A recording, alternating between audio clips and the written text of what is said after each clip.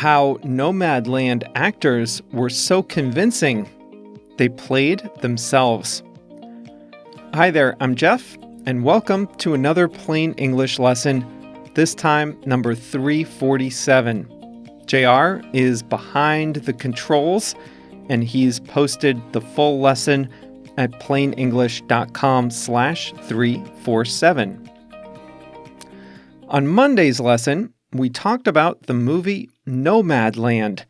To recap, Frances McDormand plays a character, Fern, who lives in her van, traveling from place to place, working in temporary jobs, and trying to enjoy a transient life on the road. We didn't talk much about the other characters in the movie. I was saving that for today. And that's because the other characters in the movie, many of them, are nomads in real life, and they played themselves. So that's today's lesson. We'll review an English expression, make ends meet, and we have a song of the week.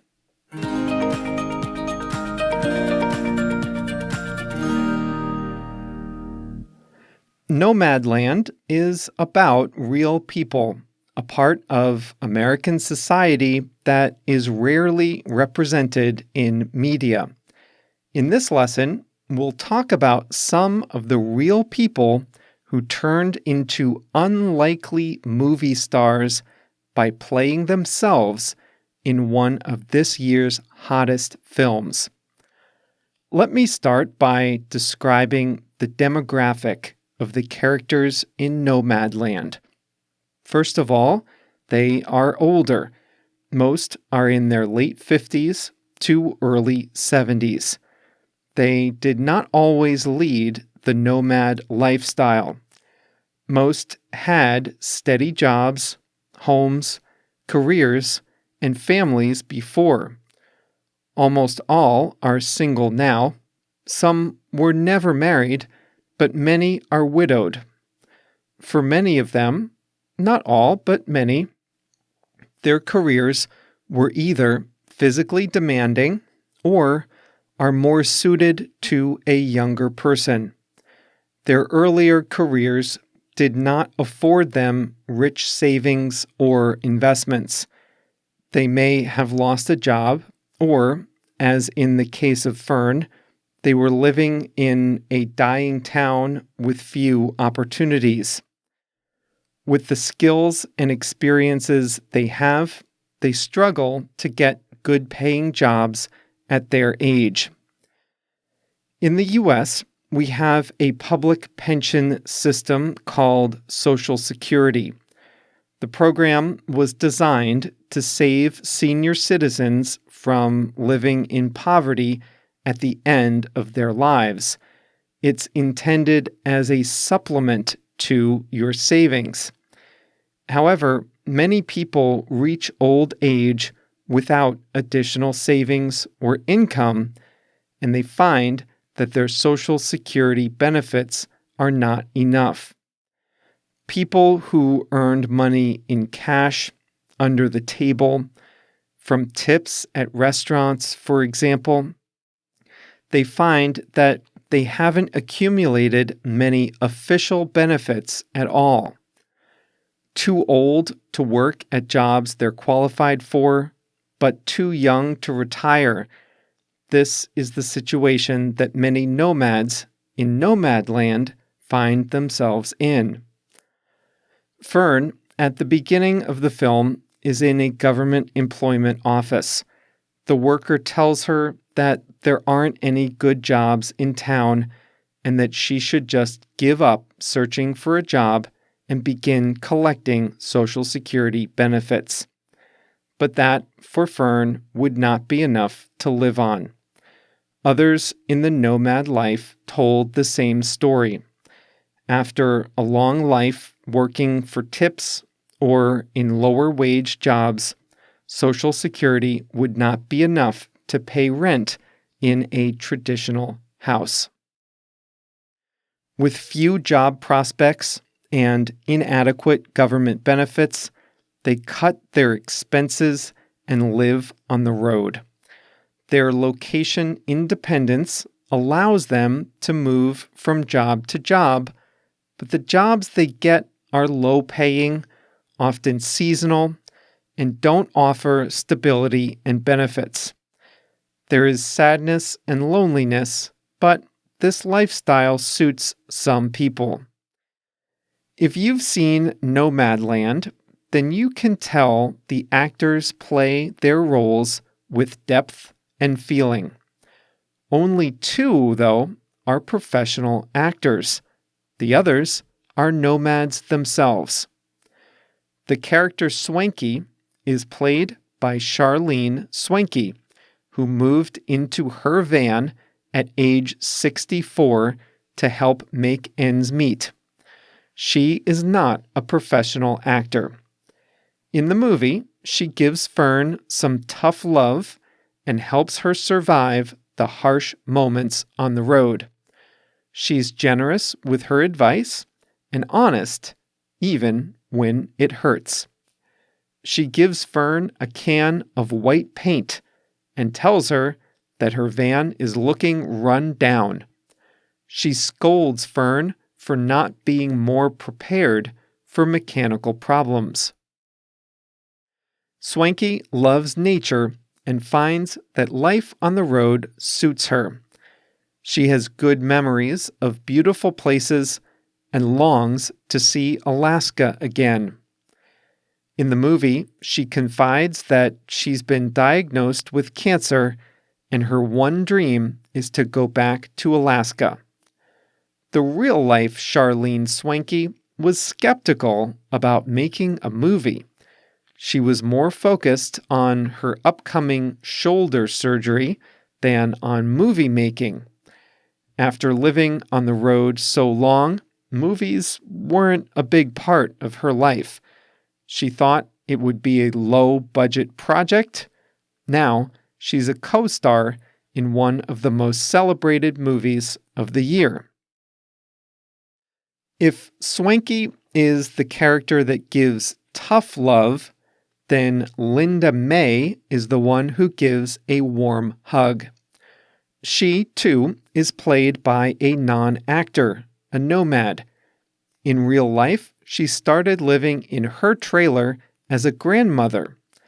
In the film, she offers Fern her friendship and helps Fern get a job. She keeps everyone's spirits up.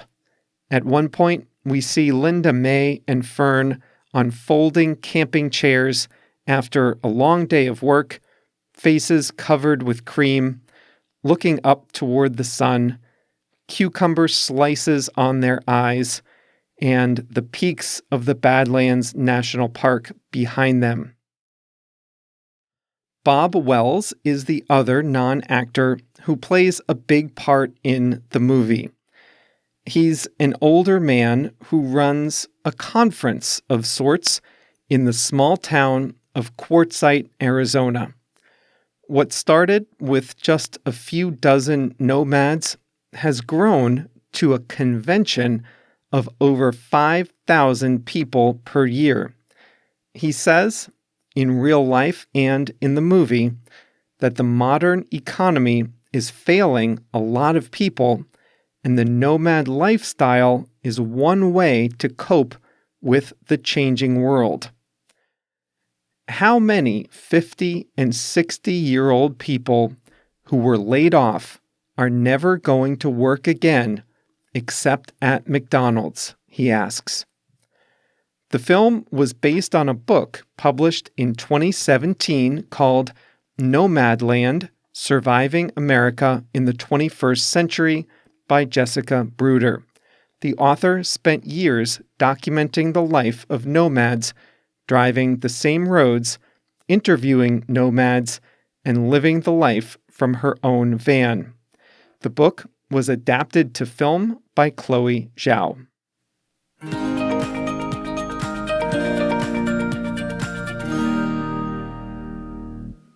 Fun fact, nomads name their vehicles. They're often clever plays on words. In the movie, Fern named her van Vanguard, which means to be a leader in action, movement, or society. In the book, the author names her van Van Halen after a classic rock band. Linda May's name is my favorite. She calls her 10-foot trailer the Squeeze In. I like that one.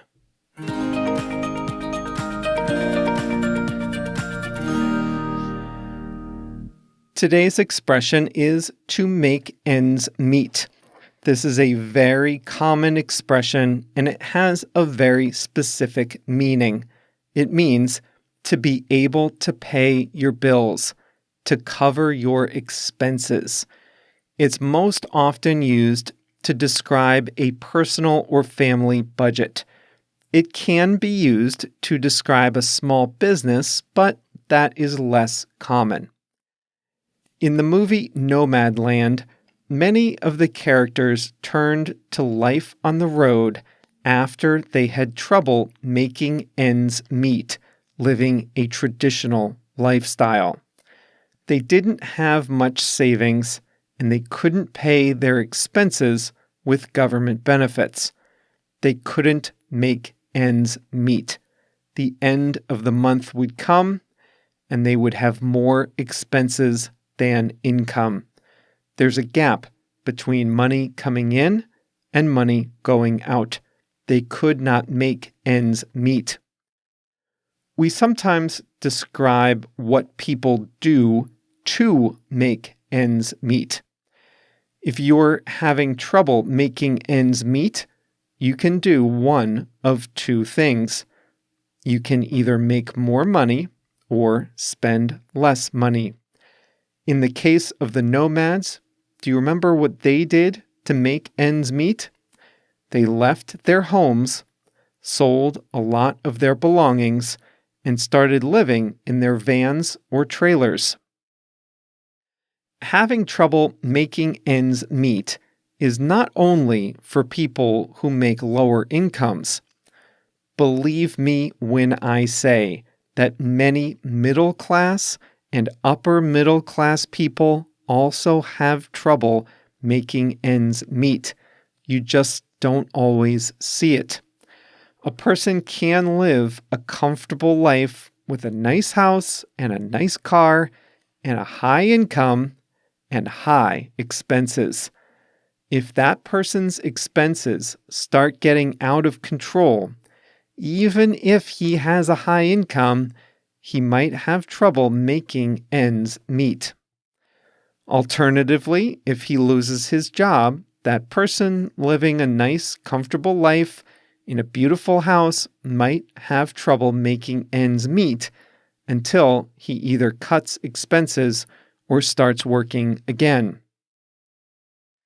If a family can cover their expenses every month, but if it's hard to do that, if sacrifices are necessary, then it's common to say it's not easy to make ends meet. Here's an example. It's not easy to make ends meet as a family in New York City. That's definitely true. Unless both parents have high-paying jobs, it's difficult to make ends meet. Rent in New York is extremely high. Everything is more expensive. You can make a lot of money in New York if you work in finance or the arts or media. But salaries in traditional middle-class professions like teachers, police officers, nurses, and similar jobs, those salaries are not very high compared to the cost of living. If you're in a family with one teacher and one nurse and 2 kids, it can be very hard to make ends meet in a place like New York or San Francisco. That doesn't mean you're poor. It just means it's difficult to cover a family's expenses on 2 middle-class salaries in a place like New York. I lived in New York for 3 years in my early 30s. I had a good job And I wouldn't say I had trouble making ends meet when I lived there. However, if I had kids on my salary, I certainly would have had trouble making ends meet. And that's why so many people leave big cities when they start to have kids. It's just easier to make ends meet in the suburbs.